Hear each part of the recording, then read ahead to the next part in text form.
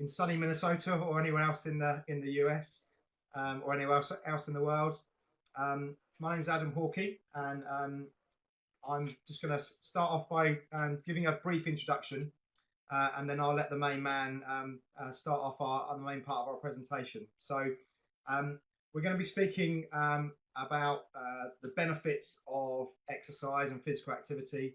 And I'm not going to sing it, but you'll know the tune when I say I like to move it. The health and well-being benefits of staying active.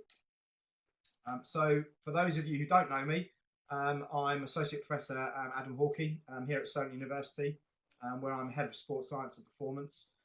I'm also an honorary lecturer in the School of Medicine at the University of Dundee, and I'm the Deputy Chair, Director, and a recent Fellow of the British Association of Sport and Exercise Sciences, which is the professional body for sport and exercise sciences in the UK. And I'm absolutely delighted to have a world leading expert in sports and physical fitness and sports medicine in particular, Dr. Ed Laskowski, and I'll let him introduce himself formally. Thank you so much, Adam. It's my pleasure to be here with Professor Hawkey, and I share the same feelings about exercise and value. Hopefully you get this will be fun, and hopefully give you some practical tips on things you can incorporate both with your patients, people you know, and yourselves as well. As Adam said, I'm at the Mayo Clinic in Rochester, Minnesota. I'm a professor in the Department of Physical Medicine and Rehabilitation. And for many, many years, I just transitioned out. I co-directed our Sports Medicine Center, and I've also had the privilege to have been appointed to the President's Council on Physical Fitness and Sports under two different administrations, under Presidents Bush and Obama. So this is a topic close to my heart, as it is to Professor Hawkey's heart.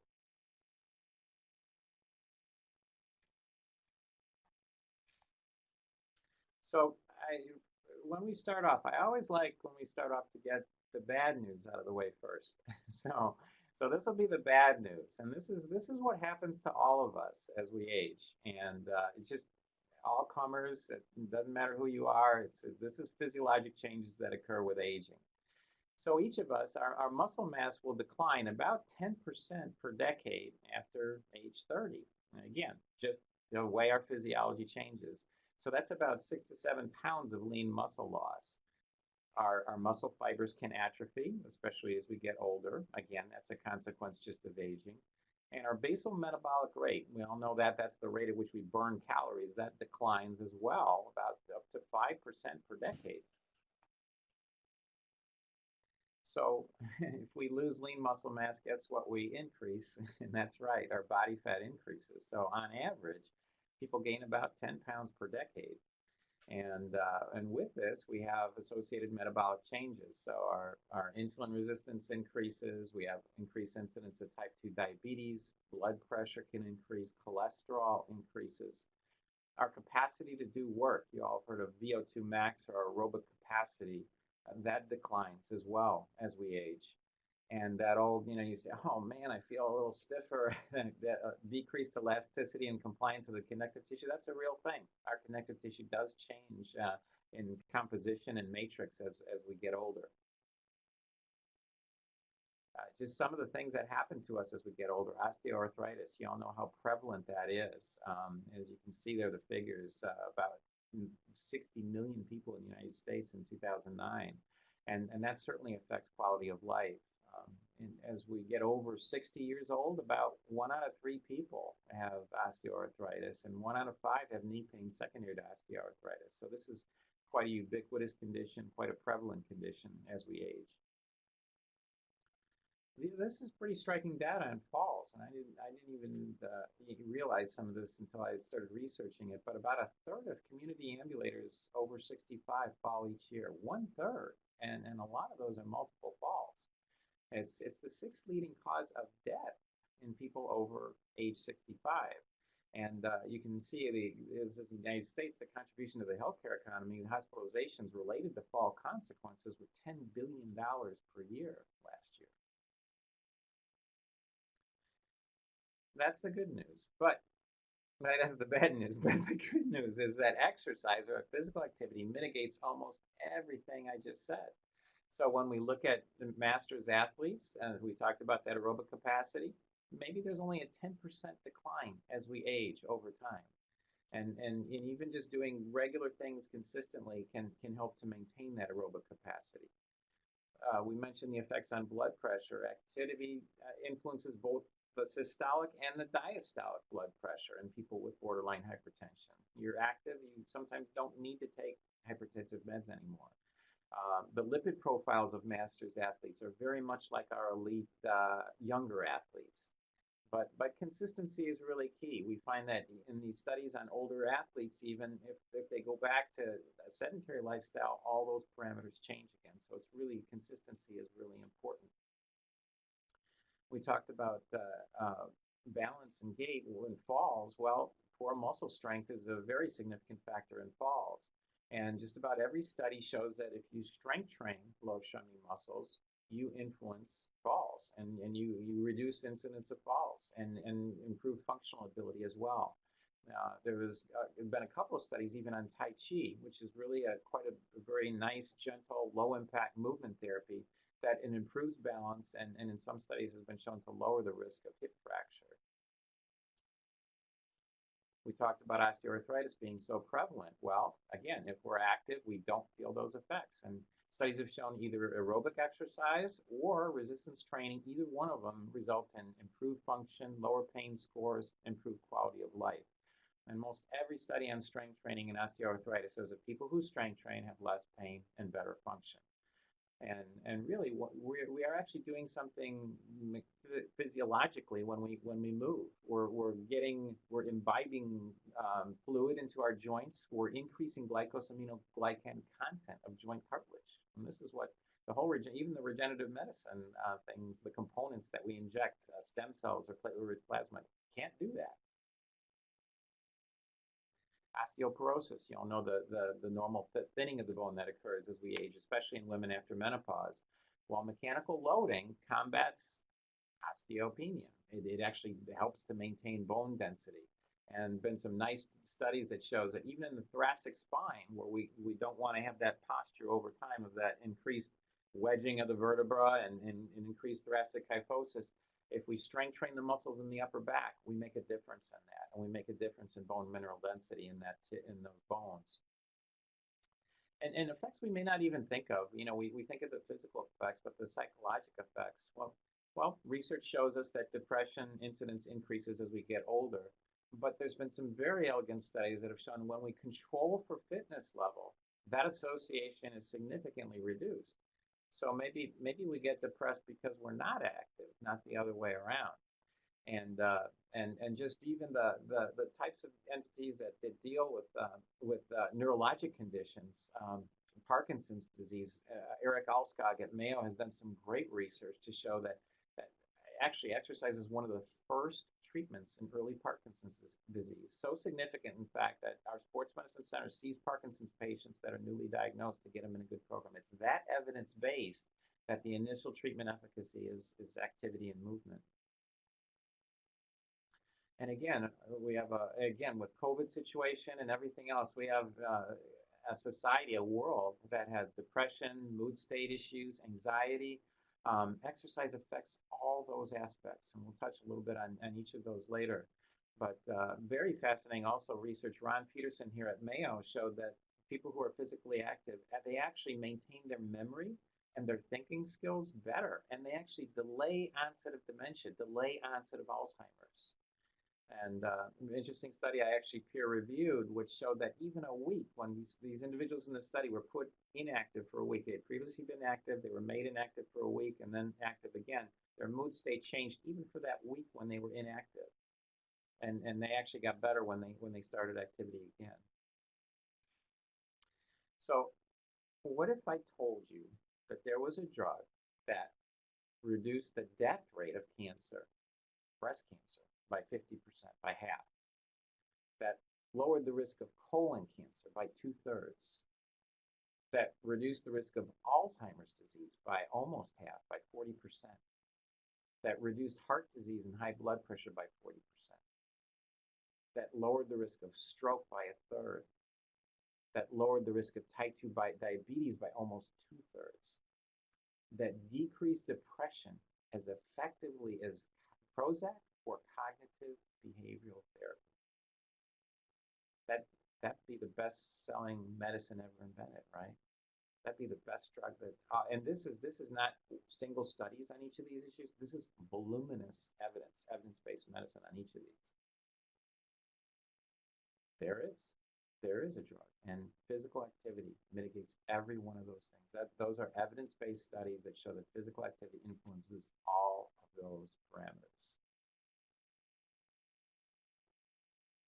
Thanks, Ed. So hopefully that will give you some really good insights into what we're going to be talking about for the rest of this presentation. I was fortunate enough the back end of last year to be involved in a project with BASES and the Physiological Society as the lead on an animation that we put together about the importance of sport and exercise science and how it combats some of these issues that we're going to be talking about. So hopefully seamlessly now, Hannah will be able to play this for us and we can sit back and watch this animation for a couple of minutes. Athletes today can run faster, jump higher and hit harder than ever before.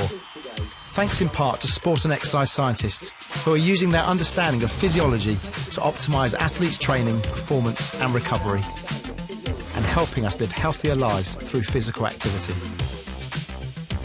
Take Jamie. He works as the sports scientist for a professional football team. Jamie is helping the players stay injury-free by using sensors on the skin to gather data on muscle contractions and fatigue, and using these data to tailor players' training to maximise performance and minimise injuries. Then there's Victoria. She's investigating why athletes with spinal cord injuries seem prone to overheating. This is when our deep body temperature goes too high, increasing blood flow to the skin and putting greater strain on the heart. Below their injury, these athletes' bodies can't regulate temperature through usual methods like sweating. And the higher up the injury, the worse the problem is. With competitions like the Paralympic Games increasingly held in hot climates, this research could play a vital role in helping to prepare athletes and keep them safe. And it's not just athletes who benefit from sports and exercise science. It's also helping people with physiologically challenging jobs, like those working in extreme environments and the emergency services. Radica works with the fire service to measure the physiological impact of wearing protective equipment like respiratory devices. These units allow firefighters to work in hot, smoky conditions, but the extra load can place increased strain on the heart and decrease firefighters' capabilities. So Radica's research is being used to devise recommendations about how long firefighters should use such protective equipment. And what does sport and exercise science mean for the rest of us? Well, it's been said that if exercise were a pill, it'd be one of the most impactful drugs ever invented. From improving patients' fitness prior to surgery to combating epidemics such as obesity and diabetes, sport and exercise scientists are showing us how physical activity can help us to live healthier lives for longer. But is occasional exercise enough? Recent research has uncovered something known as the active couch potato phenomenon. This describes people who are physically active but who still spend many uninterrupted hours sitting down. It turns out this can cause real problems for our bodily systems, with increased blood pressure, cholesterol, and risk of cardiovascular disease. So sport and exercise scientists have a big challenge to make sure we're moving more and staying healthy. By helping athletes, protecting workers, and pushing for greater public health, physiologists in sport and exercise science are using their knowledge for good everywhere. Now is a great time to get involved.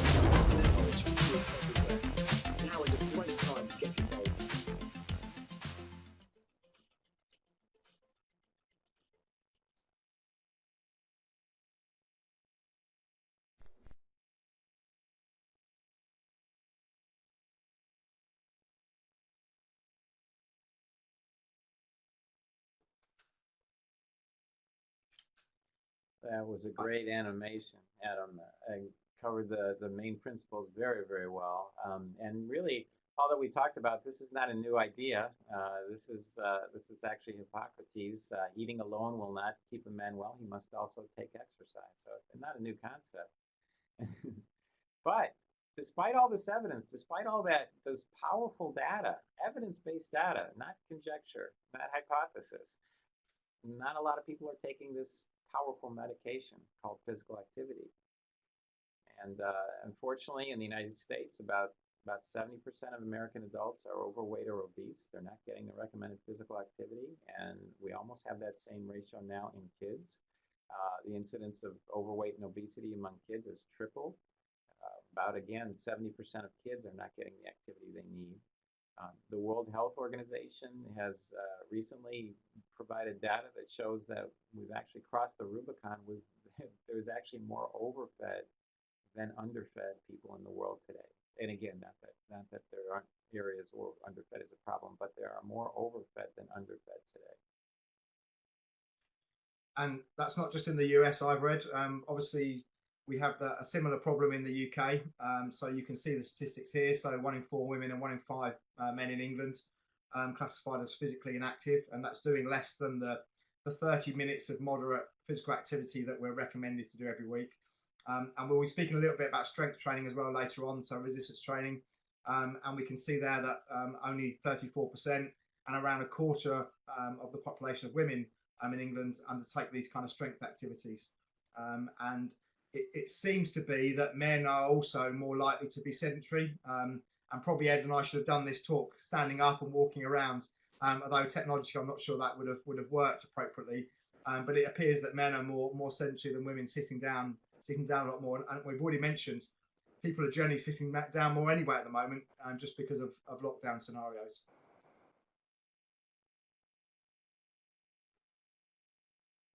Yeah, so this is one of my patients, knits and such. Exercise, I thought you said extra fries. No, we don't want that attitude. But this is some data for self-reported obesity.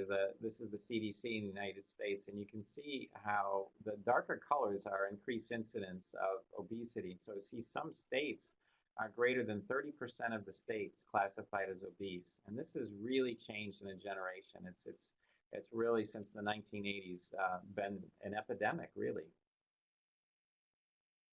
And this is 2017, so you can see even from that was 2012, so I think that was, 2012, and we go to 2017, you see much more darker colors, and again, these rates are greater than 35% in some states. So we're not making progress, and the epidemic certainly is continuing here.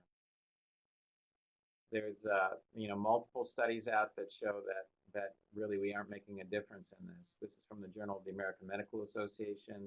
Both kids and adults, increasing incidence of obesity and severe obesity, which is a BMI greater than 40, and almost 40% prevalence of obesity in adults now, which is striking.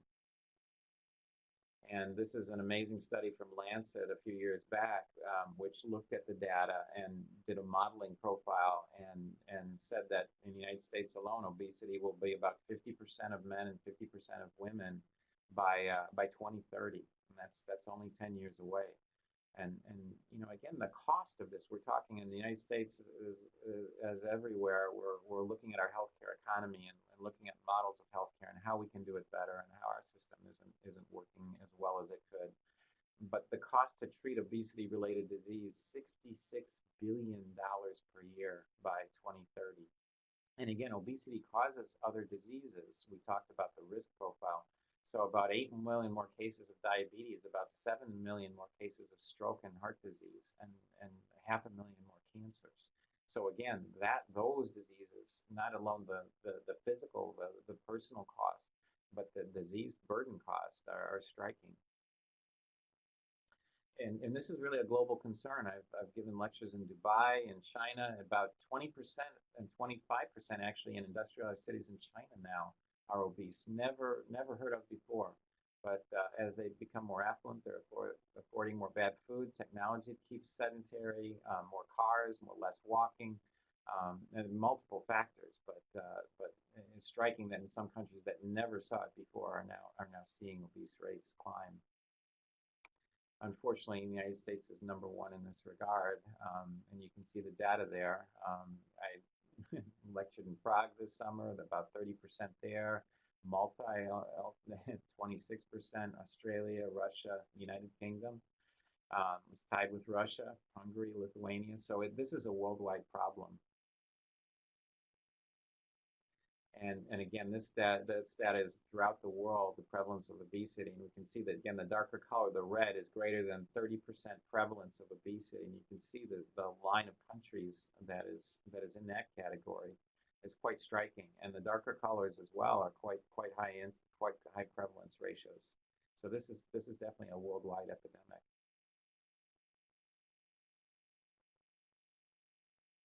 Yeah, and just to confirm that, obviously, when we look at stats from the UK, so thanks to Pro Medical for this really nice infographic, and when we're looking at the UK, you know, we're looking at on average around about a quarter of the population we considered obese, not overweight, but obese in that, you know, greater than 30 on our BMI measures. And whatever you think about BMI and its accuracy, it's a really good indicator of that initial measurement. So a quarter of the population there, and we're obviously looking at a huge cost, as Ed mentioned. You know, the USA top this table, but we come at a negative bronze medal in terms of the amount of money that we spend on weight-related illnesses. And again, thanks to another organisation, Renew Bariatrics, for this additional great infographic. And I think infographics are really useful just to convey this information sometimes. But again, similar figures in terms of the percentages. But when we look at an overweight category, so this 25 to 30 BMI, we're looking at nearly 2/3 of the population in the UK being overweight. And then again, we get back to this quarter of the population, whether you're a male or female, and we've apparently climbed the tables a little bit, Ed. So you know, we're now looking at maybe catching up the US and moving into the silver medal in terms of you know, the rates of levels of obesity in the world, and that's obviously a negative thing, not nothing to be proud of. And then I think grouping all these things together, we're very much at the moment. Today's a Thursday, so this evening we'll all be out in the UK clapping our NHS because of the fantastic work they're doing at the moment through this COVID crisis. But one of the things that we can do to help the NHS is to reduce our levels of obesity and those associated conditions that Ed's been talking about. You know, we spend £48 billion a year on health and social care related to obesity. And some recent statistics from the World Health Organization and the Health and Social Care Information Centre show that in the next 10 years, so by 2030, we could be looking at around about 7 million cases of diabetes, additional 6.5 million cases of heart disease and stroke, and 500,000 additional cases of cancer. So this, you know, we are in a serious pandemic at the moment, but we're also long term being in a pandemic in terms of a health crisis in terms of obesity and other related conditions. And if we look at some information that I've got from the BBC Sport web pages, we can see that those that are involved in activity do a whole range of things. And Ed will be talking a little bit more detail later on about movement as medicine and other issues related to that. But the most popular activity in the UK, and particularly at the moment, is walking. So everyone can go and walk for free. We've got some beautiful countryside in the UK that we can go and access. So there's a whole range of activities we can do, but people just aren't doing enough of it. So if we look at this data here in the top left of the screen, we can see that just over half of people are rarely doing any kind of activity at all. And you know, around about a fifth of people are taking regular activity. Actually, where we are in the southeast of England, so I'm based in Brighton, so we can see that actually Brighton is one of the most active areas, as is the Southampton area where I work, but we're still looking at less than 30% of those populations being involved in regular daily or weekly physical activity. So again, nice to be up there on those kind of tables and leaderboards, but still a really bleak picture in terms of overall physical activity levels. Thank you, Adam. Yeah, it's well said. This is actually striking data as well, and this is from the New England Journal of Medicine. And I tell you, anytime I present this data, it just makes people stunned, and it stuns me actually as well. But they did again a very elegant modeling profile, and again, as Adam said, BMI is not perfect, but it is pretty good, and it's a pretty good screen as far as the effects of consequences of being overweight.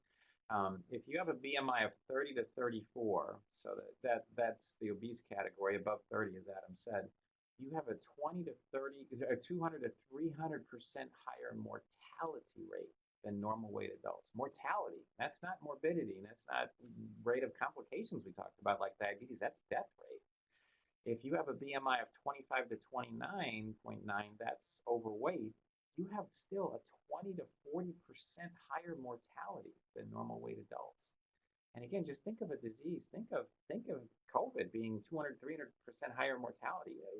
It's crazy to think of that, but this is the data that we have for obesity.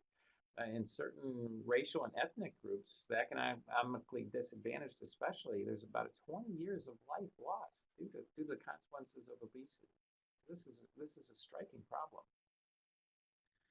In the risk of heart attacks, of MI in middle-aged men, almost linear. If you're overweight, 18%. If you're obese, 42%. Almost 100% for morbidly obese.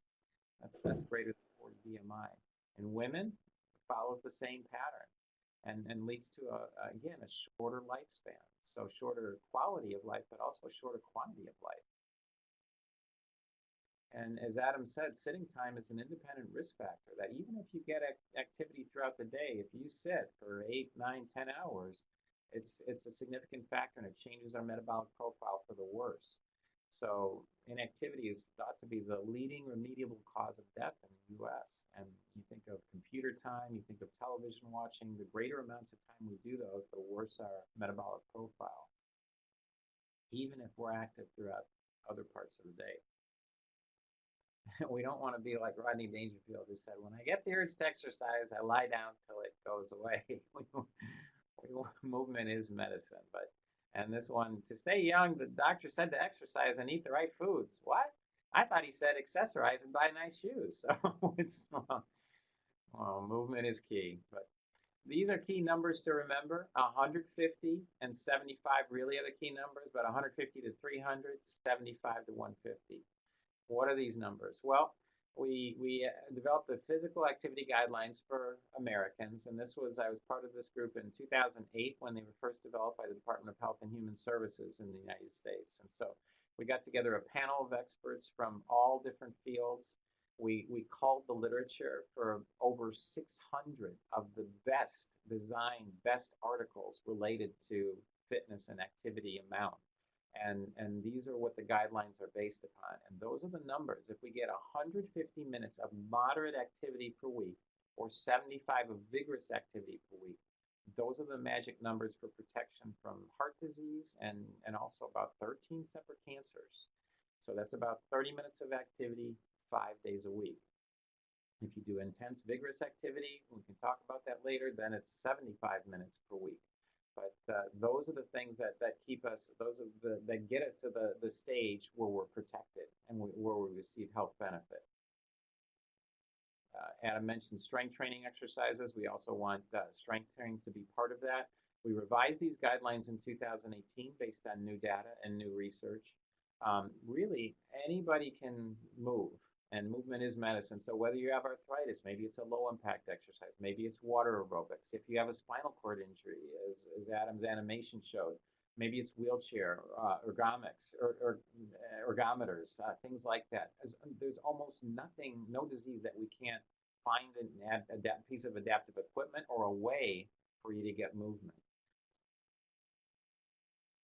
What did we revise in 2018? Well, we revised these guidelines based on new data. Unfortunately, we now have to include guidance for preschool-age children. This is age 3 to 5, because that group was having increased cardiometabolic risk and risk factors.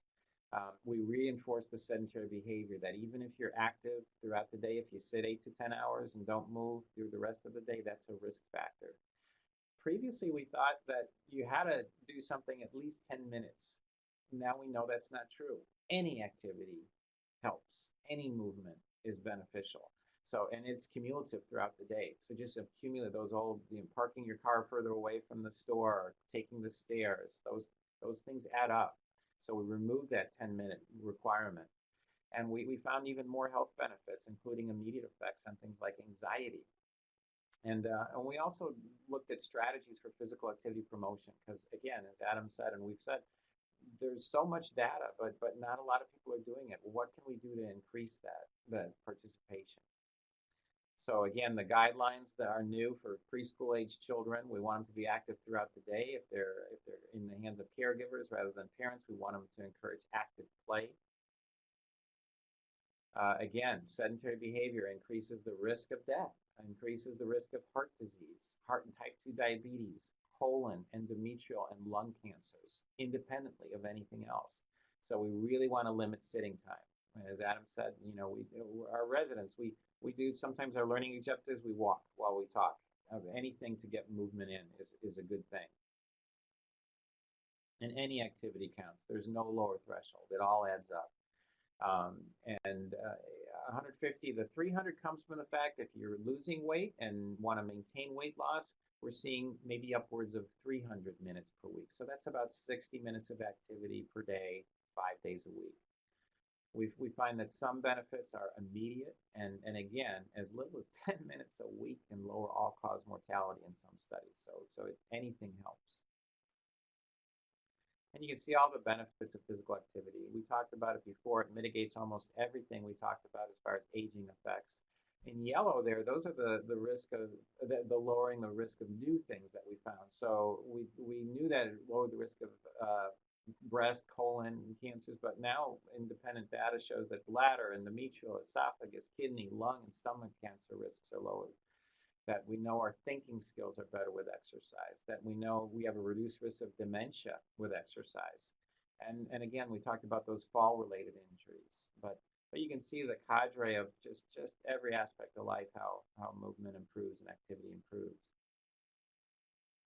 For our kids, again, very important. They're developing, they're maturing. We need them to have optimal bone health. We need them to maintain a healthy weight because 70–80% of overweight kids become overweight adults. So we really want to prevent that from happening.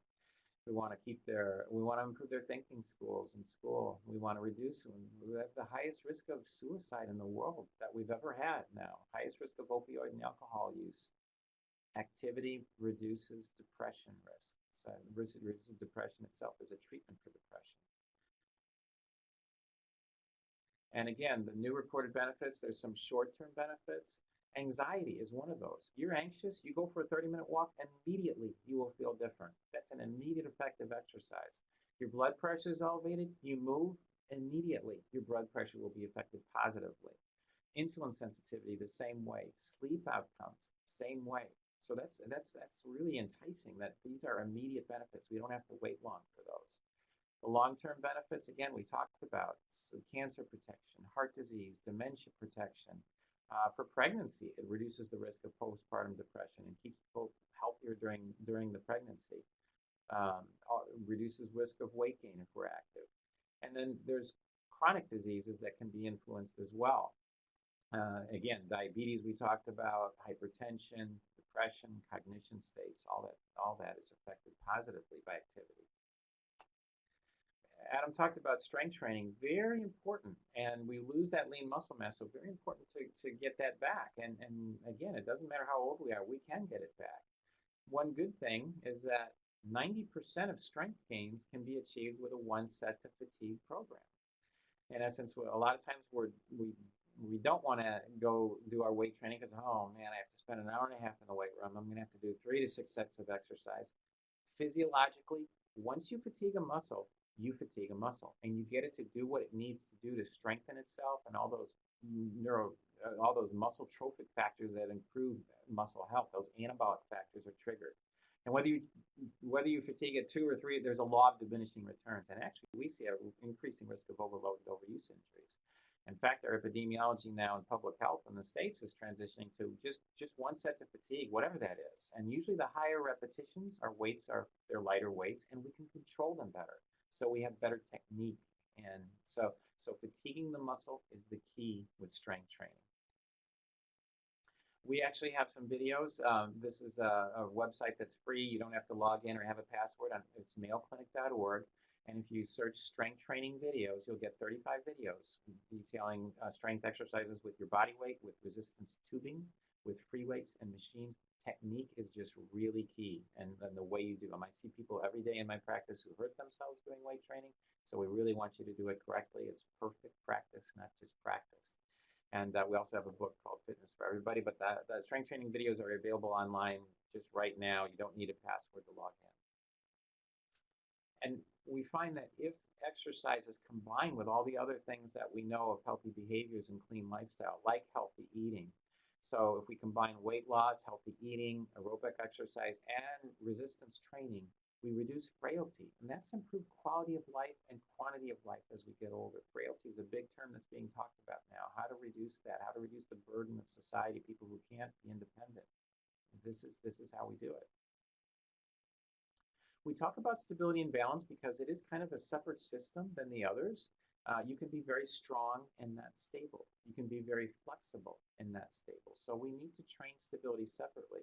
And a lot of times the way we do that is by single leg balance exercises. Just even initially, it may be just standing on one leg, holding onto an object that's sturdy for support.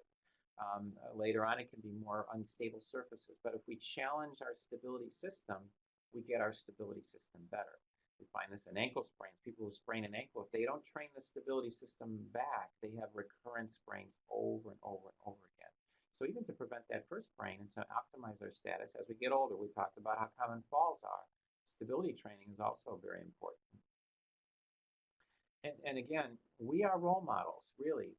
Parents are role models to their kids. I love the phrase 90% caught, 10% taught. We can tell our kids honesty is a great virtue, and yet if the phone rings and we say, tell them I'm not home, what does that say about honesty in our life? So we can say, hey, I heard this great lecture on activity and movement. You guys should be, if we don't model it, they're not going to do it.